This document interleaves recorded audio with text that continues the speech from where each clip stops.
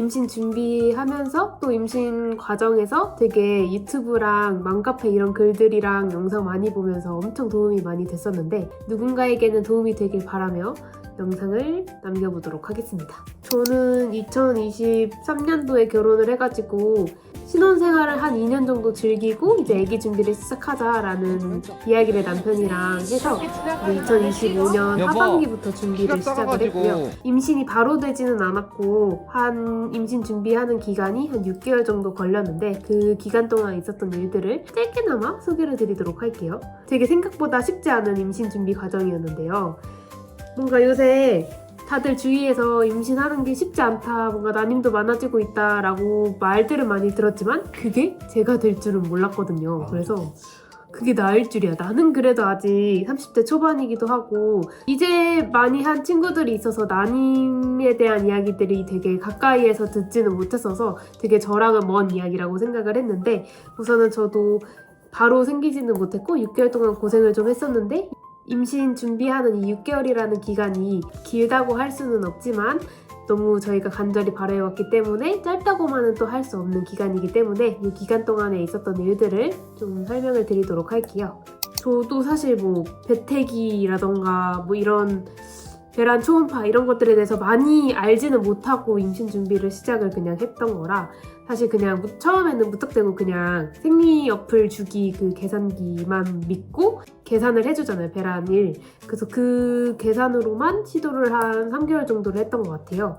그래서 3개월 동안 그냥 생리 어플 주기만 믿고 진행을 했는데 계속 임신이 안 되길래 주위에 친구들 이미 준비하고 있는 친구들이 배태기를 한번 써봐라 라고 해가지고 배란 테스트기를 한번 시도를 해보게 됐어요. 배태기에 피크가 9 이상이 나와야 피크가 떠서 그때 이제 숙제를 하는 기간인데 배태기가 아예 찍히지를 않는 거예요. 그래서 너무 충격을 먹어서 그럼 제가 이때까지 했던 모든 생리 어플 그 주기가 맞지가 않았던 거죠. 그래서 이때 배태기 피크를 못 보고 한 달을 그냥 지나가게 되면서 다음 달에는 혹시 무배란인가 내가? 하는 걱정이기도 하고 제가 산정검사를 했을 때 다낭성 증후군 끼가 있다고 했었거든요. 그래서 이거 관련해서도 혹시 배란이 좀 문제가 있는 게 아닐까 해서 산부인과를 집 앞에 있는 걸 찾아가게 됩니다. 그래서 산부인과에 찾아가서 그 다음 달에 배란 초음파를 봤을 때는 이때는 배란 테스트기랑 또 일치하게 잘 배란이 잘 됐어요. 그래서 배란 잘 된 걸 확인하고 숙제도 했는데 이때도 잘 되지가 않았어요. 그래서 4개월 차에도 되지 않아서 뭔가 왜 안 될까 하면서 이때부터 이제 조금씩 초조해지기 시작을 했어요. 그래서 이때 다낭성 증후군 심한 사람들한테 몸에 좋다는 것들 막 찾아보면서 이노시톨이라는 거를 이제 찾아보게 됩니다. 기존에 먹던 거는 원래 엽산이랑 비타민 D만 챙겨 먹고 있었는데 이제 이노시톨도 같이 챙겨 먹기 시작을 했어요. 그래서 그 한 달 동안 이노시톨도 같이 먹고 그 다음 달에 임신 테스트기가 2줄이 나오게 됩니다. 그래서 10월 달에 임신 테스트기 2줄을 보게 됐는데 이때 사실 임신 테스트기를 막 거의 반년 동안 계속 한 줄인 것만 보다가 처음으로 몇 개라도 2줄인 걸 보다 보니까 너무 막 이게 임신인가? 싶어가지고 심지어 또 임신 증상들이 있었어요. 막 배가 땡긴다는 말이 맨날 글로만 봤지 배 땡긴다는 게 무슨 느낌이지? 막 배꼽kop도 있다 그러고 임신하신 분들은 근데 그런 증상을 한 번도 못 겪어본 입장에서는 그게 무슨 증상인지 이해가 안 되잖아요. 그래서 항상 이건가 저건가 하면서 혼자 막 증상놀이에 빠지고 그랬었는데 이번 거는 진짜인 거예요. 진짜 배가 막 이렇게 뭐라고 하지? 건조해서 이렇게 막 늘어나는데 이게 뻣뻣하게 막 찢어질 것 같은 그 배땡김이 조금씩 있는 거예요. 그리고 뭔가 열도 좀 있는 것 같고 막 남편이 맨날 저랑 이렇게 붙어있으면 왜 이렇게 뜨겁냐고 몸이 하면서 이렇게 말도 해가지고 그때 임신이 됐구나 싶어가지고 이때는 이제 남편 몰래 저 혼자 이제 체크를 맨날 인테이크를 했었습니다. 근데 이게 거의 배란 한 15일차, 16, 17 이렇게 매일매일 임태기를 하는데도 뭔가 다른 맘카페에서 봤을 때 그 진학이랑 너무 다른 거예요. 그래서 뭔가 이 정도 되면은 확연하게 두 줄이 진해져야 되는데 왜 이렇게 나는 더디지? 하면서 엄청 불안에 떨다가 내 남편한테 말을 안 하고 혼자 회사 앞에 있는 산부인과를 찾아가서 피검사를 하게 됩니다. 피검사를 했는데 그 피검사가 보통 이제 임신이 아니다의 수치가 5 이하로 나오면 아예 그냥 임신 가능성이 없는 거고 5 이상부터는 이제 뭐 100, 300, 3000, 5000 뭐 이런 식으로 수치가 있는데 저는 아예 가망이 아예 없는 5 미만으로 나와서 측정할 필요도 없는 숫자가 나온 거예요. 근데 분명히 저는 이날 아침까지만 해도 두 줄을 봤단 말이죠. 그것도 나름 선명하게 봤다고 생각을 했는데 그 피검 수치에서 그렇게 나오다 보니까 갑자기 엄청 멘탈이 무너지는 거예요. 그래서 이때부터 우선은 화유라는 것도 이때 처음 알게 됐던 것 같아요. 그래서 맘카페에서 저랑 같은 증상들을 엄청 찾아보는데 화학적 유산이라고 하는 증상이 이제 임신이 정상적으로 되지 않고 배란 착상이 제대로 되지 않아서 그냥 사실상 생리처럼 그냥 이렇게 종결이 되는 초기 유산의 가장 흔한 증상이었는데 제가 그 화유 증상이었던 것 같고 근데 이 화유가 엄청 오래 갔어요. 보통 다른 사람들 맘카페 글들 보면은 그래도 생리 예정일에서 한 일주일 정도 뒤면은 보통 생리를 하시거나 하는 경우가 많던데 저는 진짜 엄청 질질 끌었어요. 그래서 그 화유 했을 때 임태기를 이렇게 붙여서 했던 걸 찍어놨는데 진한 게 보이시지 않나요? 이때부터 매일매일 아침이랑 저녁에도 막 이렇게 했는데 꽤나 마지막 가서는 엄청 두 줄이 진하거든요? 근데 피검 수치는 처음에는 5였는데 그 뒤로도 계속 두 줄이 나오니까 그 집 앞에 있는 산부인과에서는 계속 혹시 임신이 착상이 늦은 걸 수 있다. 원래 자연은 조금 더디게 진행되는 경우도 있기 때문에 계속 좀 지켜보자 이런 식으로 선생님이 약간 희망 고문처럼 계속 말씀을 하셔가지고 이틀에 한 번씩 저희가 병원을 가서 아침 새벽에 그거 출근하기 전에 막 새벽 맨날 6시에 일어나가지고 7시 병원을 방문해가지고 피검을 맨날 했었는데 100, 뭐 150, 뭐 300에서 더블링이 돼야 되는데 이게 그냥 계속 그 비슷한 수준에서 내려가지도 않고 확 오르지도 않고 그 애매한 숫자에서 계속 있는 거예요. 그러니까 더 희망 고문은 되고 아예 차라리 수치가 떨어져서 생리가 터져야 다음 뭔가 시도를 할 텐데 이게 거의 8주, 9주 동안 이어진 거죠. 그래서 저희는 저희대로 지치고 또 병원을 새벽마다 맨날 가야 되니까 그것도 너무 지치고 뭔가 병원에서는 그냥 계속 기다리는 수밖에 없다고 하고 또 임신이 아니다, 유산이다 라고 또 명확하게 말해주지도 않으시니까 마음적으로 심적으로는 더 힘들고 계속 이런 상황이었어요. 그래서 저는 이 화유의 이 기간이 너무너무너무 힘들었다. 그래서 이때 거의 제가 원래 파워제이거든요. 이때 거의 맘카페에 있는 수백 개, 수천 개의 화유 관련된 글들은 다 본 것 같아요. 그래서 우선 명확했어요. 병원에서는 확답해주진 않지만 내 증상은 이렇게 계속 붙잡고 끌고 가더라도 정상적으로 유지하기는 어렵겠다 라는 생각이 되게 딱 알고 있었어서 통계 기반으로 했을 때 그래서 차라리 빨리 종결이 되고 생리가 터졌으면 좋겠다라고 계속 생각을 하다가 나중 가서는 원래 계속 병원에서는 피검 수치 아예 0까지 떨어질 때까지 계속 오셔야 된다라고 했는데 거의 3주 내내 병원을 가다 보니까 너무 힘들어서 왜냐면 또 집 앞에 있는 병원이 난임병원밖에 없어가지고 난임병원에 다녔는데 거기가 사람이 너무 많아가지고 가면 그냥 대기 2시간이 기본이었거든요. 그러면은 새벽에 7시부터 대기 2시간 해서 9시까지 해서 10시 출근으로 밀어가지고 10시 출근 가고 그걸 계속 하다 보니까 너무 남편도 그렇고 저도 너무 지쳐가지고 나중 가서는 그냥 가지도 않았어요. 그냥 언젠가 터지겠지 하면서 그렇게 해서 이렇게 11월 달 화유를 결국엔 종결하게 됩니다. 그래서 이때 사실 할 말이 있는 게 이때 이제 저희가 와이프가 엄청 아파가지고 병원을 갔거든요. 제가 새벽에. 근데 사실 저는 아직도 그게 원인이라고 생각을 하긴 해요. 아니야, 그거랑은 상관이 전혀 없어. 약도 먹고 닌게도 맞았는걸? 초반에? 그거는 좀 그리고 그때 선생님은 또 약이랑 닌게를 쓰지 말아야 된다고 얘기를 했는데 전날 산부인과 갔다 왔을 때 피검에서 안 나왔다고 이게 아닐 거라고 해서 닌겔이랑 이제 약을 먹었죠 저희가. 그리고 그 뒤로 이제 희망고문처럼 계속 주기가 이렇게 왔다 갔다 했잖아. 그래서 혹시 준비하시는데 뭔가 몸 이상이 있으시면 차라리 산부인과를 조금 여러 군데를 가보시는 게, 왜냐면 피검이라는 게 이렇게 정확하지 않으니까. 왜냐면 근데 피검은 정확하긴 한데 남편이 지금 자책감에 사로잡혔습니다. 아니야, 잘 생각해봐. 그 피검할 때 그 수치가 엄청 낮았잖아 처음에. 근데 그 뒤로 사실 우리가 여기 병원 오면서 수치가 올라간 거잖아. 그러니까 그때는 안 나온 게 맞는 거야.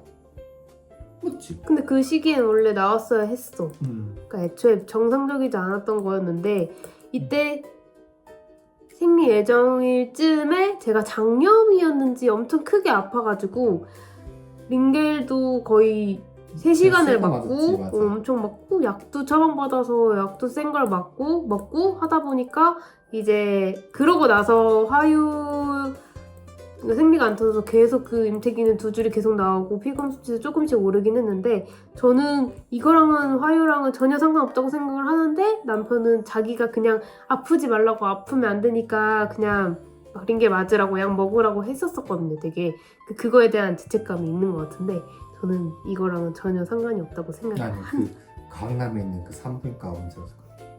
아니야, 피검은 틀리지 않아. 근데 피검에서 뭐지 수치가 계속 올라오지 않은 상태였으니까 거기선 그랬겠지만 좀 더 기다려보자고 했어야 되는데 그걸 너무 단호하게 아니에요 해버리니까.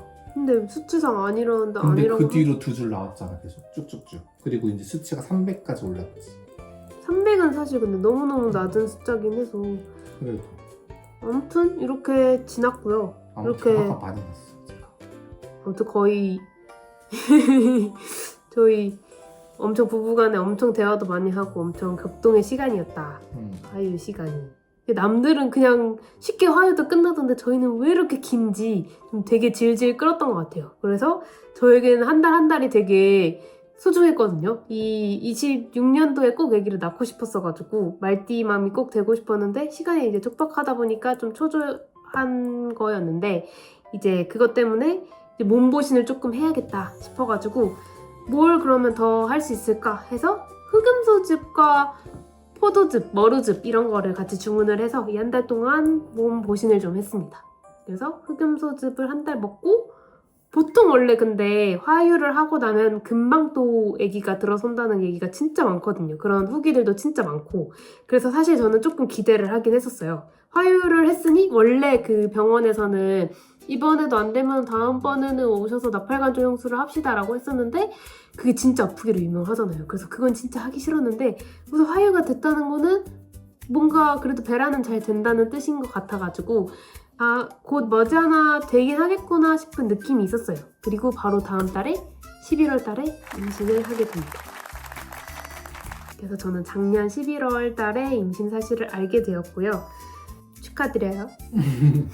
사실 저희가 이제 뭐 말은 6개월이라고 하는데 원래 그 뱀띠만 되기 싫어서 저희가 조금 이제 뭐랄까 정식으로 임신을 준비하자 이렇게 하지 않았을 뿐이지 준비가 따지면 1년 되긴 할 거예요. 이제 임신하고부터의 초기 증상들 두둥 임신 초기 증상에 대해서 소개를 해드리도록 하겠습니다. 우선 저는 정말 임신 증상이 없었어요. 없었다고 해야 될까 강하다고 해야 될까 모르겠네. 그래서 저는 약간 럭키비키인 사람이라고 생각을 하는데 우선은 가장 임신 초기에 먼저 느끼는 게 바로 입덧이죠. 그런데 저는 입덧 증상이 아예 없었어요. 그 사실 제가 생리통도 되게 심하고 뭔가 회사 다닐 때도 대중교통을 하다 보니까 이 입덧을 하게 되면은 나 진짜 고생 엄청 하겠다. 이거 토하느라 막 맨날 지하철 타고 가다가 뛰쳐내려가지고 토하고 그럼 회사 지각하고 회사에서는 또 아무도 말 안 해가지고 몰라줄 텐데 얼마나 힘들까? 막 이런 걱정과 고민을 진짜 많이 했었는데 놀랍게도 제가 8주차, 9주차, 10주차 될 때마다 왜 나는 입덧을 아직 안 하지? 하면서 두려움에 막 벌벌벌 떨었는데 결국 지금까지 입덧 증상은 없었습니다. 내가 하잖아. 근데 저 대신에 남편이 했어요. 남편이 입덧을 너무 심하게 해가지고 진짜 토를 엄청 하고 어떻게 이럴 수가 있죠? 심지어 너무 신기한 게 이게 호르몬 때문일 수가 없잖아요, 남자는. 그래서 보통 남편의 입덧은 와이프를 너무 사랑하는 마음에 옆에서 입덧하는 걸 보고 자기도 같이 입덧을 한다거나 이런 게 입덧이잖아요, 남편의. 약간 심리적인 요인에 의해 제 남편은 제가 임신 사실을 알려주기 전부터 혼자 막 조금 메스꺼럽다고 막 밥을 잘 못 먹더니 저는 입덧 아무것도 안 하는데 혼자 막 토하고 막 지하철 대중교통에서도 막 진짜 죽으려고 그러고 퇴근하고 오면은 엎드려가지고 막 자기 토할 것 같다고 죽을 것 같다고 막 그러고 심지어 토할 게 더 없어가지고 막 헛구역질하고 신물 나오고 막 그렇게 엄청 고생을 하고 심지어 제가 임산부잖아요. 내가 더 힘든 사람이어야 되는데 어디 뭐 요리하고 뭐 어디 마트 쇼핑 가면은 자기 입덧 때문에 안에 못 들어간다고 제가 장 봐가지고 무거운 거 다 들고 막 제가 이러고 갔다니까. 자기는 너무 나는 걸 어떡해? 자기 냄새 때문에 너무 힘들다고 못하다. 그래서 제가 임신 초기에 뭐야 이러면서 제가 막 더 근데 진짜 임신을 알기 전에 그래서 딱 진짜 일주일 전에 그랬잖아. 4주차 때부터 남편은 이미 약간 입덧을 했고 심지어 입덧약을 저는 처방을 한 번도 안 받은 입덧약을 남편이 병원 가서 선생님 저 입덧하는 것 같아요 해가지고 선생님이 겁나 박장대소를 하시면서 입덧약을 처방을 해줬대요. 그러니까 남편용으로다가 하는 남자용으로 남자가 먹을 수 있는 위 관련 약이 있더라고요. 입덧이가 개는 거. 그리고 위 검사하고 위도 다 이상이 없고 다른 데도 이상이 없는데 심리적 요인이다. 그래서 와이프가 임신해서 입덧하는 것 같다고 하니까 선생님이 너무 웃으시면서 그러면 이제 이걸 좀 이렇게 뭔가 미식거리는 걸 좀 제거해 줄 수 있는 약이 있대요. 그래서 그 물약을 보니까 확실히 낫더라고. 너무 웃기지 않아요? 와이프도 안 먹은 입덧약을 남편이 먹었다? 이 얘기 회사 사람들한테 하면 너무 웃어요. 그럴 수가 있나 싶어가지고. 그래서 하루에 3번은 토했어요, 진짜. 제가 그래서 정신병원 가보라고 맨날 이거는 정신적인 문제다. 이거는 의학적인 문제. 이 병원을 거길 산부인과 어딜 간 거야? 내 거를 갈 게 아니라 가정의학과. 가정학과 갈 게 아니라 정신병원을 가야 한다. 막 농담상으로 그랬는데 아무튼 남편이 대신 고생을 해줘서 저는 입덧 없이 잘 이렇게 지나갔다. 그래서 사실 제 주위에 이제 임신하신 분들이 진짜 많고 브이로그 같은 거나 뭐 블로그 글만 봐도 다들 입덧 때문에 초기에 진짜 고생을 많이 하시는데 저는 입덧이 너무 아예 없었어서 근데 오히려 이것도 진짜 복에 겨운 말인데 너무 불안한 거예요. 왜냐면 전달에 화유를 하기도 했고 또 원래 입덧의 증상이 이 아기가 잘 자라고 있다라는 그 신호잖아요.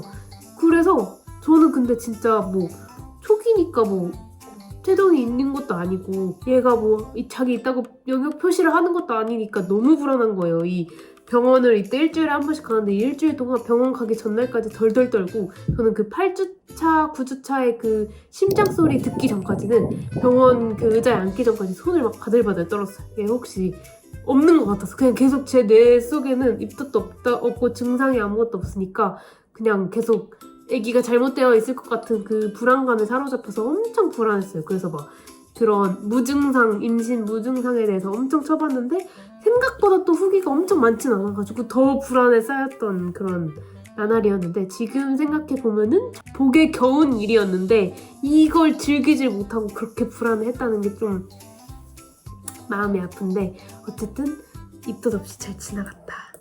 그리고 다른 증상들은 그래도 조금씩 있었는데 우선 첫 번째가 이거는 임신 딱 알고 나자마자 나타났던 증상인데 우선은 제가 이때 저희 나라에 독감이 엄청 유행했을 때여가지고 바로 다음날에 독감에 걸린 거예요. 근데 뭐 병원에 어차피 임신해서 약을 받을 수도 없는 거니까 병원에 우선 가지도 않았어요. 그래서 엄청 심하게 아파서 거의 열이 39도까지 올랐는데 밤새도록 약은 못 먹으니까 계속 얼음찜질하고 하는데 이 열 때문에 그런지 임신 때문에 그런지 임신 소양증이라고 임신 후기에 보통 일어나는 피부 질환이 있는데 온몸에 벌겋게 두드러기처럼 이렇게 올라오는 건데 제가 온몸에 그게 퍼지는 거예요. 그래서 그게 또 열이 오르면 엄청 더 심해진대요. 그래서 그게 제가 거의 일주일 동안 특히 밤만 되면 그렇게 온몸에 울긋불긋 이 전 배부터 시작해서 다리, 목 여기 심지어 나중에 얼굴까지 그게 올라와가지고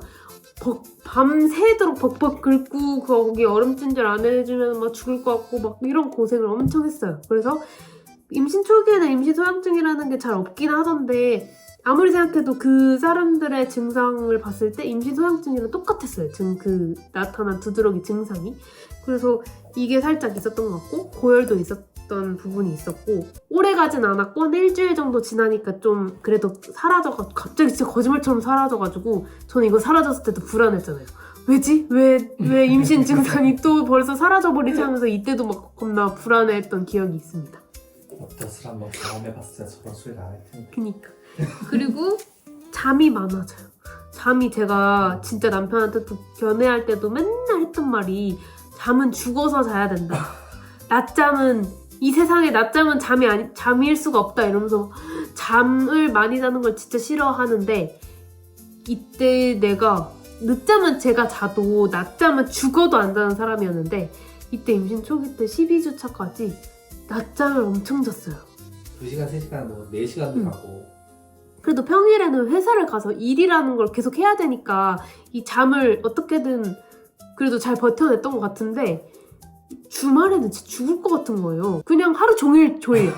그냥 졸려. 눈을 감다 떠면 8시잖아. 응, 그냥 하루가 그냥 자고 일어나면 끝나 있었어요. 그래서 보통 한 11시쯤에 잠에서 아침에 일어나면은 밥 먹고 한 2시쯤에 다시 자서 뭐 5시, 6시에 일어났다가 다시 밤 10시에 자고 막 이런 잠 자면 하루 주말이 그냥 끝나 있는 그런 임신 초기 생활을 했습니다. 그래서 되게 억울했어요. 이렇게 내 소중한 주말을 잠자느라 이렇게 끝난다는 게 너무너무 억울했는데 뭐 아기가 잘 크기 위한 과정이니까 잠을 많이 잤던 것 같고 그리고 저는 입덧은 없었는데 먹덧이 조금 있었는데 이것도 심하진 않았지만 안 먹으면 죽을 것 같은 병이더라고요. 그래서 제가 원래도 그렇게 많이 먹진 않는 스타일이거든요. 1시간에 한 번씩 배가 고픈 거예요.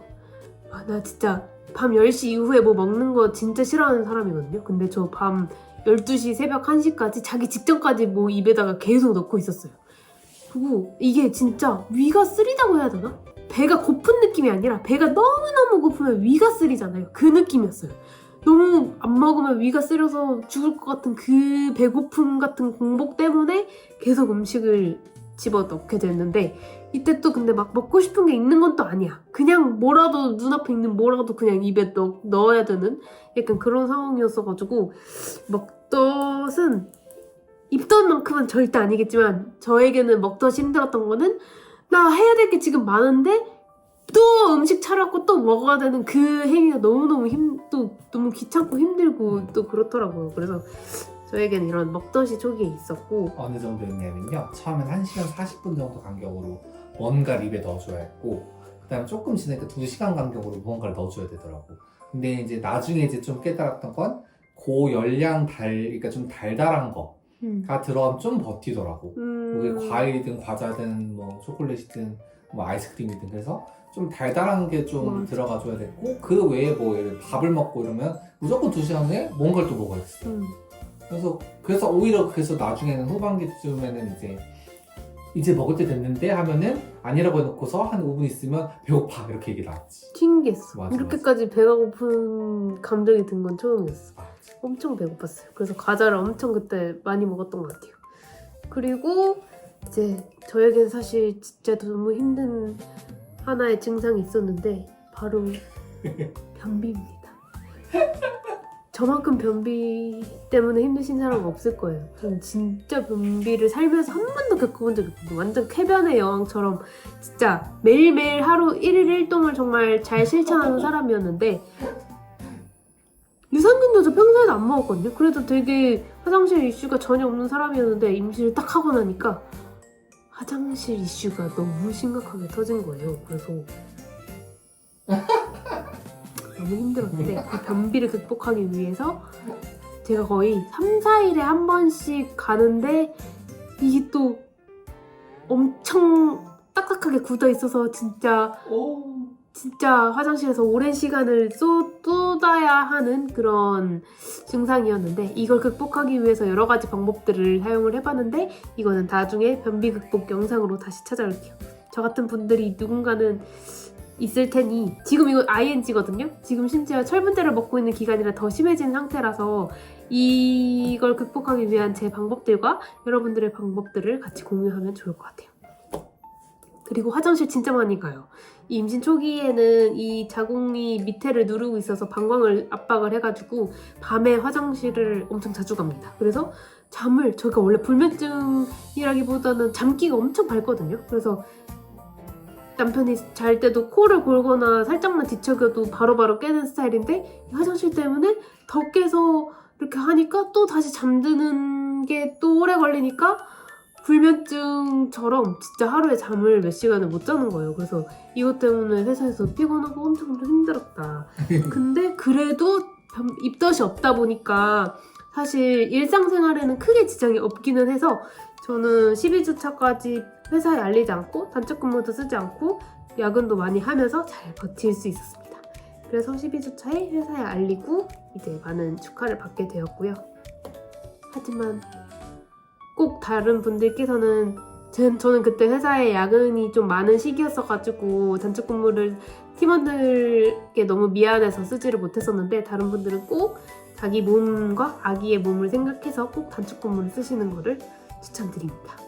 의학적으로도 법적으로도 모두가 꼭 단축근무 쓰라고 하고 있거든요. 그건 아이를 위해서도이기도 하지만 이제 산모, 그러니까 모모를 위해서도 꼭 쓰셨으면 좋겠습니다. 꼭 쓰셨으면 좋겠어요. 꼭 쓰세요. 그리고 초기에는 몸무게가 많이 증가하지는 않는다고는 하지만, 저는 심지어 입덧 없이 진짜 심지어 먹덧이니까 얼마나 잘 먹겠어요. 근데도 제가 원래도 몸무게가 많이 나가진 않았는데 키가 작기는 해서 몸무게가 45kg가 원래 몸무게였는데, 임신을 하고 오히려 2kg 정도가 빠져서 43kg까지 떨어졌거든요. 그래서 임신을 했는데 거의 12주차, 13주차까지 43kg, 44kg를 왔다 갔다 하다가 한 임신 16주차쯤 되니까 45kg로 돌아왔고, 이때부터는 원래 한 달에 2kg씩은 쪄야 되는 게 정상이라고 하는데, 아직 이제 제 원래 몸무게로 돌아온 상태에서 더 늘지는 않고 있는 상태예요. 그래서 약간 좀 제가 잘 먹어야지 아기도 더 클 텐데 하는 걱정이 있기는 한데, 이보다 더 잘 먹을 순 없거든요.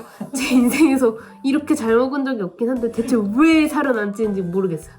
배도 그래도 한 15주차 때부터 조금씩 나오기 시작을 해서 조금씩 산모의 느낌이 나기는 합니다. 근데 아직 몸무게는 크게 늘지 않았다는 거.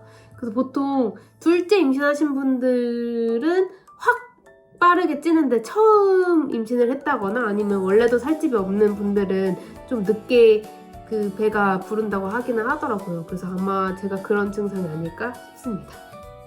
다음은 태교 여행 이야기인데, 태교 여행은 아니지만 화유로 인한 슬픈 이별 여행 같은 거를 저희 부부가 10월 달에 화유를 하고 나서 12월 달 연말에 호주 여행을 가자 하고 호주 시드니랑 멜버른 여행을 거의 한 10일 정도로 예약을 다 해놨거든요. 그래서 제가 또 파워제이잖아요. 엄청 엑셀로다가 엄청 빽빽하게 일정과 모든 예약과 호텔도 싸게 가야 되니까 무료 취소 안 되는 걸로 하고, 막 항공권도 막 제트스타 같은 엄청 싼 걸로 해서 예약 취소도 쉽지 않은 걸로다가 죄다 예약을 해놨는데, 제가 11월 달에 임신이 돼버려서 딱 그 호주 여행 갈 시기가 9주차 정도인 거예요. 그래서 너무 초기잖아요. 보통 초기 때는 피비침이 있을 수도 있고 또 유산의 위험도가 굉장히 높은 주스이기 때문에 모두가 이때는 최대한 눕눕하라고 하고 액티비티 한 걸 하지 말라고 하고 하다 보니까 이 여행을 어떻게 해야 될지 엄청 고민을 하다가 결국엔 취소를 하게 되었습니다. 한마디로 겁나 날렸어. 그렇게 날린 돈이 무려 400만 원입니다. 더 되지 않니? 저희는 사실 끝까지 가고 싶기는 해서, 왜냐면 제가 입덧이 없었으니까 너무 컨디션이 괜찮은 거예요. 그래서 갈 수 있겠다. 그리고 가서 힘들면 그냥 호텔에서 쉬고 잔디밭에 누워있고 하면 되지. 그리고 회사에서 일을 하는 것보다는 거기 가서 누워있는 게 훨씬 안정적으로 심리적이나 체력적으로나 더 좋지 않을까 싶어가지고 저는 최대한 가고 싶어서 의사 선생님한테도 엄청 허락받고 했었는데 의사 선생님도 오히려 된다고 피비침이나 이런 증상이 전혀 없기 때문에 가도 되는데 대신 보통 해외여행을 추천하지 않는 이유는 이제 피비침 같은 게 혹시나 있거나 어떤 이슈가 있었을 때 병원을 빠르게 갈 수 있는 환경이 해외는 좀 쉽지 않다 보니 한국보다 그게 우려가 되기 때문에 보통 권장을 하지 않는다 라고 하시더라고요. 그래서 그 부분이 조금 걱정이 되기는 했는데 그래도 가려고 했는데 이제 저희 부모님들이 절대 안 된다. 말도 안 되는 소리다. 아예 그냥 말이 안 되는 얘기를 한다고 엄청 화를 내시는 거예요. 그래서 그냥 말 꺼내자마자 꼬리 내리고 바로 취소를 하게 되었습니다. 때려 맞았습니다. 엄청 혼났어요. 근데 그렇게 취소하라고 할 거면 위약금이라도 내주시지 그러진 않으시더라고요. 아무튼 그래서 호주 여행은 취소가 돼서 저의 계획과 그 아름다웠던 호주의 영상, 아름다울 뻔했던 호주 영상은 다음 기회에 언젠가 가게 되면 아기와 함께든 아니면 아기는 부모님에게 맡기고 저희 둘이 다시 떠나든 다음에 꼭 담아오도록 하겠습니다. 그래서 이게 저의 임신 초기 이야기들이고요. 앞으로도 임신 중기와 임신 후기 이야기들이 이제 더 많은 것들이 탄탄하게 채워지면 또 이렇게 영상으로 찾아오도록 하겠습니다. 모든 예비 엄마 아빠들 화이팅! 화이팅! 그럼 다음 영상에서 만나요. 말티마운트 안녕. 말팅!